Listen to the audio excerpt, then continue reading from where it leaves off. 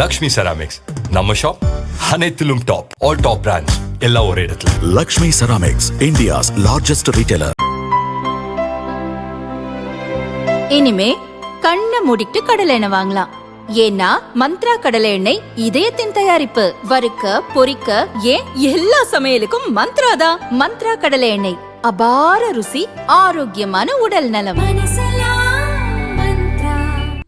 அமெரிக்காவைச் சேர்ந்த ஆந்த்ரோபிக் நிறுவனம் உருவாக்கியுள்ள கிளாட் மித்தோஸ் எனப்படும் அதிநவீன செயற்கை நுண்ணறிவு தொழில்நுட்பம் இந்திய வங்கித்துறையின் சைபர் பாதுகாப்புக்கு அச்சுறுத்தல் என அதிர்ச்சி தகவல் வெளியாகியுள்ளது.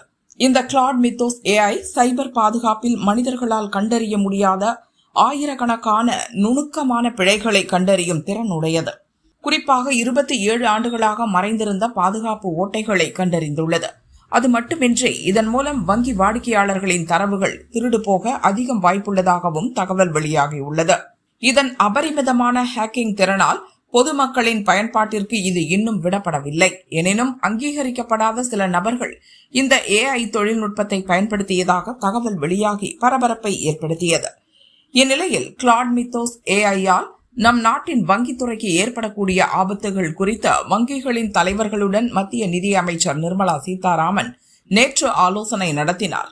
இந்த கூட்டத்தில் மத்திய தகவல் தொழில்நுட்பத்துறை அமைச்சர் அஸ்வினி வைஷ்ணவும் பங்கேற்றார். இதுகுறித்து மத்திய நிதி அமைச்சகம் வெளியிட்ட அறிக்கையில் கூறப்பட்டுள்ளதாவது: கிளாட் மித்தோஸ் ஏஐ ஏற்படுத்தும் அச்சுறுத்தல்கள் இதுவரை இல்லாத ஒன்று. இந்த ஏஐயால் பாதிப்புகள் ஏற்படாமல் இருக்க இந்திய வங்கித்துறை தயார் நிலையில் இருக்க வேண்டும். அது குறித்த அதிக விழிப்புணர்வும் புரிதலும் அவசியம். வங்கிகள் தங்கள் தகவல் தொழில்நுட்ப அமைப்புகளையும் வாடிக்கையாளர் தரவுகளையும் பாதுகாக்க தேவையான முன்னெச்சரிக்கை நடவடிக்கை எடுக்குமாறு மத்திய நிதி அமைச்சகம் அறிவுறுத்தியுள்ளது. அச்சுறுத்தல்களை விரைவாக எதிர்கொள்ளும் வகையில் ஒருங்கிணைந்த அமைப்பை உருவாக்க இந்திய வங்கிகள் சங்கத்திற்கு நிதி அமைச்சர் ஆலோசனை வழங்கினார் என அந்த அறிக்கையில் கூறப்பட்டுள்ளது.